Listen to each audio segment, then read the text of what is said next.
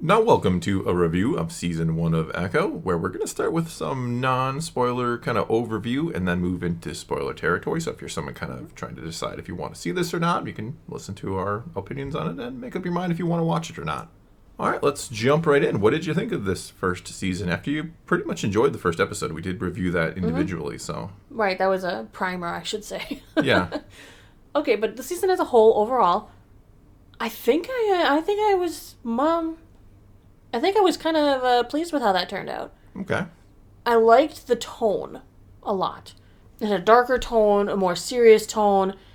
Things felt, for the most part, more grounded in reality. I felt episode 5 was a bit rushed, though.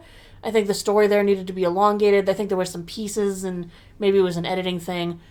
There were some things in there that I felt that could have been expanded on and was just rushed. But overall, I don't think it totally damaged the series, and it left itself kind of open to continuation. Certainly there, yeah.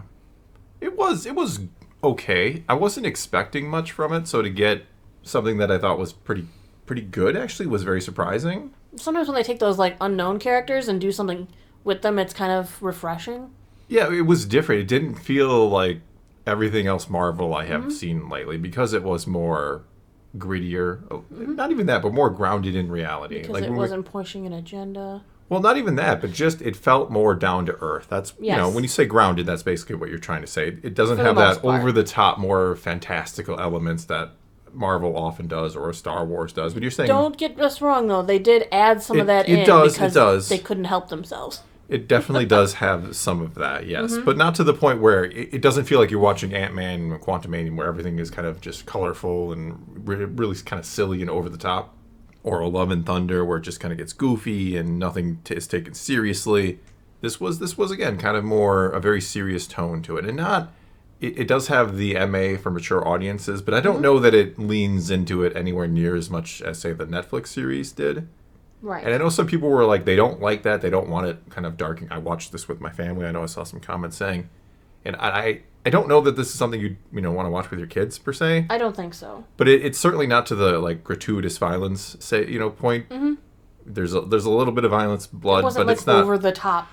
No, at no point did I really feel like, I'm like, Wasn't well, like this is... violence for violence sake. Exactly, yeah. Sometimes you feel like sometimes they do it just to kind of the shock value. I think they just kind of went with what worked here. They didn't shy away from it, but they didn't try to, like, here it is for the sake of it. I agree with that. So I would say if you haven't given it a try, maybe go for it. It's Yeah, only I 5 think episodes. It's not too long. I certainly think it's worth a try. I think the first episode is pretty good, and then there's kind of maybe a little bit of a lull, and then it does drag at some points. It does feel like it could be tightened up. It's not a perfect series, but I mean, a They're few trying to things tell are, right? a character-driven story. It's They're very really, character-driven, Yes. yes. I mean, you're kind of going to struggle to find like what the plot is beyond just what her story is. but that's not a detriment to it at all. I don't think it's a detriment. It's just, it is a reality. It's kind of nice to have a Marvel movie which isn't about like, oh, this thing must be stopped or otherwise the world will end kind of deal. It's less about I need to save the world or save the city so much as I need to save myself. Yeah, exactly. Yes. It is a personal character-driven story. So, and it has its points where it's kind of slow. You have but it's pretty solid, I thought. I was surprised. Right. Should we move into the spoiler territory? Yeah, let's jump right in. All right. For one, I thought Kingpin was fantastic from start to Highlight, finish. yeah. He carries the story a lot. He does, yeah. The gravitas of The fear he puts into you just even watching it because he feels so unpredictable. Yeah. that you can see the rage boiling up within Yeah. him. And it was interesting because he, at one point, was asking Maya, "What did you do to me?" And because she was trying to heal his pain, His anger, like yeah. like her mother had healed her pain. Yeah. Yes. Trying to take some of that, that rage away. As far as accuracy to the comic books, I would not. Her No, power it's- set I goes know- a little nuts. Yeah, I know very little about Echo Mm-hmm. from the comics, but I know this is not the same character. Echo is somebody that you would compare to Taskmaster. Echo can copy. That's why she's called Echo. Yeah. I mean, she's a classically trained pianist. Why? Because she watched somebody and was able to immediately Mimic replicate it, it, despite echo the it. fact that she cannot hear. Yeah, which is kind of She crazy. fights because she was trained for one as a martial artist and because she can copy the movements. That's kind of her shtick. Is she's the Taskmaster, Yeah. but she's a good guy-ish. She's not really a good guy in this, though. No, she's finding her way back to being a good guy in this. Yeah. by finding herself, I think she's kind of solidified herself on what side she wants to stand on. Yes, that's what this really is about. We talked about in the non-spoiler part. It's about healing and kind of refining yourself. Right. Or what's important to you. I was hoping we'd see Daredevil pop up again in the series somewhere. We didn't. But I understand. I mean, I'm glad they didn't. Like, they don't left New rely York. It on wouldn't have that. made sense for him to all of a sudden. This is vacation to Oklahoma. Yeah. Like, what are you doing there? And no. I mean, he might have been following Kingpin's activities. He could have followed him there, so it's not impossible that he showed up. I'm kind of glad they didn't. Kingpin for mayor. Yeah, apparently. I feel like that is 100% where they're going to go into Daredevil Born Again. I think that's part of why they had to retool the season, because we know that they watched some of the episodes that they had finished while they were on the actor strike. It was a Law and Order drama series, and they were like, "Well, we don't even see him as Daredevil in the first 4 episodes." I'm like, so they scrapped it and retooling. I'm like, could he have been like, I need to subpoena or something so that Kingpin can't run because he's a criminal? So I feel like that's part of the legal that's coming in, is him trying to stop Kingpin from becoming the mayor of New York City and really taking control. Obviously also showing that maybe Maya wasn't able to heal him. No. Well, I mean, we don't really know. He might think he's kind of better. And some of it might be better for him, but that may not change who he is. No, I don't think he's going to be like a nice guy suddenly. The last episode, I know we kind of talked about in the non-spoiler section. I didn't like that all of a sudden we have to have these powers that... This is the Marvel had to throw in. This is their superhero moment. You nailed my biggest complaint. I walked into the room and I was kind of more okay with, I get it. She has been demonstrating these powers throughout the series, that she is the descendant of the bloodline who's inheriting it. And all of a sudden she's like, Shazam! Family style! Yeah. And her grandmother's kicking butt. Her cousin is kicking butt. And you're like... He said it's all about family. It's all about family. I thought they went a little too far. I love the family theme, don't get me wrong. I thought that was cool. I thought it was important for her to find her roots, to come back to them, But them all showing having up. the powers. No. I did not like that. That completely missed with me. Right, I really liked the scene with her getting to communicate with her mother for the last time. That's fine, yeah. I thought that was beautiful to get one last time. Well, it wasn't the last time. She'd be there for the fight. she kind of was, yeah. Yeah. That I didn't like. I didn't like that was... They didn't need to put in a quote-unquote superhero moment. No, they did. They feel like if they don't do that they're doing some sort of disservice to you. Like, I feel like every movie, every show always is like, we need our superhero fight. Like, sometimes, you know what? You don't. You really don't need to do the stupid big fight. Not to mention, her enemies are stupid. You mean Kingpin or just in general? All of them. I mean, Kingpin was the main. Okay, Kingpin obviously knows her, right? Yeah. He raised her, sort of, yeah. In the comics, look, her father died at a much younger age to Kingpin. He literally, raised her. But he knows her. He knows of her disability, her inability to hear. Yeah. Why in the world are we always fighting with all the lights on? I know you can't hear anything. You rely entirely on visual cues. Yeah. Turn the lights on, have your goons there with some infrared glasses, and she is easy pickings. Yeah. Because if she can't see you, she's only able to react to touch. Yes. Well, they do catch her a couple times, her inability to hear. Yes, because they do show off that it is not easy in the superhero business with that going on. No. It's probably why they upped her powers. Yeah, and made her more superhuman than just human. Yeah.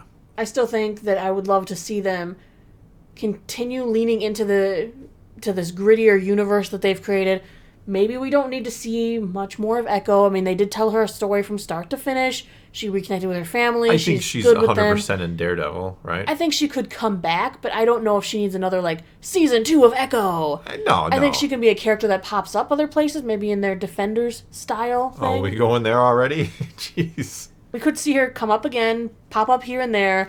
She's obviously got history with Daredevil. It would be interesting to see the two of them team up. They have a lot more in common than they know. They do. Mm-hmm. They do. Of course, the last time they met up, they were fighting, so who knows? Well, we don't know that. That was the last time. We saw only the first time she ever encountered him. But she just played with it. He just kind of played with her. He did. He wasn't trying to... I think if he wanted to, he could have pretty much easily taken her down. Which was nice to see, because you do want to believe Daredevil is the guy who could just go in there and beat up all these thugs, and then Echo, the first time she encounters him, I'm taking him down. I can't help but... I keep thinking of how hard it would be to be Echo. To be Maya Lopez, the superhero. Well, I mean, it's not like it's easy to be Daredevil either.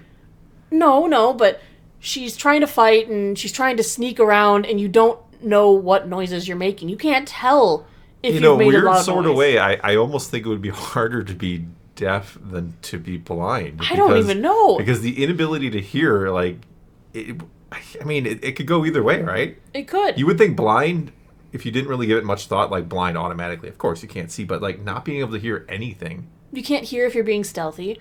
You yeah, can't. you don't even know. Yeah, for all you know, your Daredevil phone's going off. can kind of like, see in his own way. Yes. Well, she can kind of hear. She can hear loud. It sounds like loud noises. She can I think she can feel the heartbeats or thumps.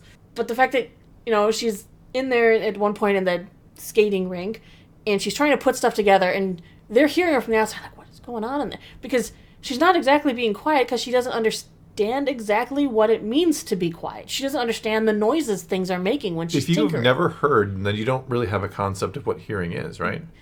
Right. She's going to be at a disadvantage because I don't know if it's going to make a sound if I take a clip off of a bag. Yeah, how do you explain... When something snaps together, does it make a noise? I don't know. Yeah, how do you explain sound to someone who's never heard or sight to someone who's never seen? That's... You literally have to have somebody there to... Yeah. Oh, wait, but I also think she shouldn't have thrown out Kingpin's tech. No, I don't think there was any reason that was for kind that, of an advantage. I know in the comics she developed the ability to she could lip read really, really well. So if you're wearing a mask, she couldn't hear you, but she could read your lips, you mean, yeah, she could lip read. Yeah. This gave her the ability to have like a verbal speech, like lip read for her and translated to American Sign Language.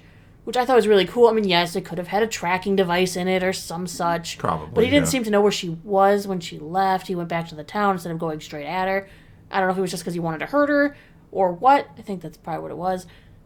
But I thought, man, that's cool technology. I wish we had that. It would be very hard to... I mean, not impossible, right? To take words and then kind of... I don't know. Well, they're about reading the lips and turning it into a visual that you can see them signing. Well, yeah, or you could have it here. I mean, I understand, like, it was a visual thing, but it could potentially hear the words and then kind of... Wouldn't it make more sense to just write the words than to try to sign them? I don't know. I don't know. There's lots of technology out there for... I ain't inventing this tech anytime soon, so... But one of the most powerful things that stuck out to me in the show is when Kingpin's trying to tell her to reason with her, saying how much he loves her, he raised her, I care for you, I love you. And she said, you never even tried to learn how to sign. Well, he kind of knew some. He knew I love you, Kingpin, but he always just hired an interpreter. Oh, that was the brutalest scene of this. That was the one I'm like, as soon as you were like, is that why has he got plastic up? And I'm like, oh god, she just. I knew. I was like, I'm like, look, there's plastic in the hallway. Yeah, like, why has he got plastic in the? I'm like, oh god, she's gonna be surprised because I immediately knew when she got dismissed, and then we see the plastic. Oh, when you hear the whimpering, and you're like, oh. And she doesn't hear it. She has no idea. Like she can't hear what's going on down that hallway.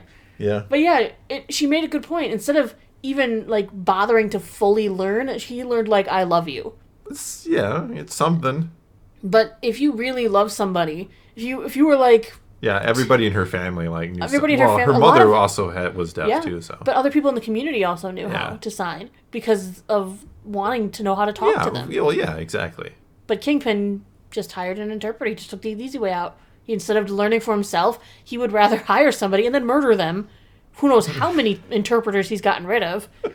But I thought that was actually a really interesting moment to be like, he did just take the easy way out over and over. He'd rather invest in a technology than bother to just learn how to sign. Well, he could have seen it as trying to help her, too. He could have.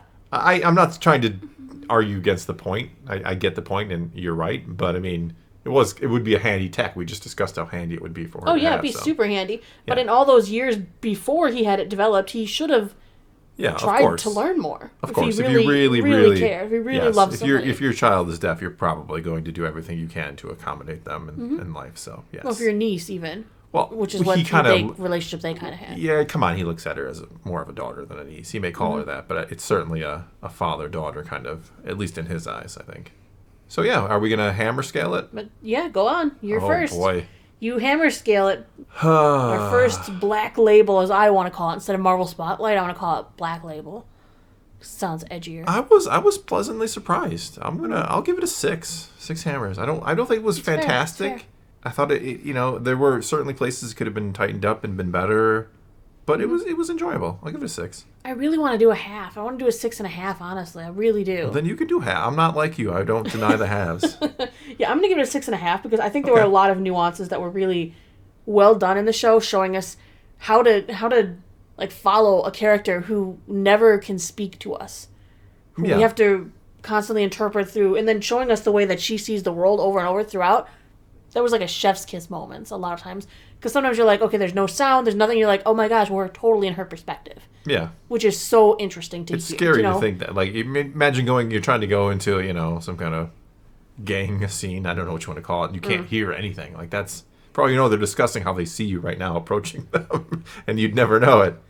But no, it was enjoyable. I think definitely if you're somehow listening to this and still thinking about checking it out, it's worth checking out, I think.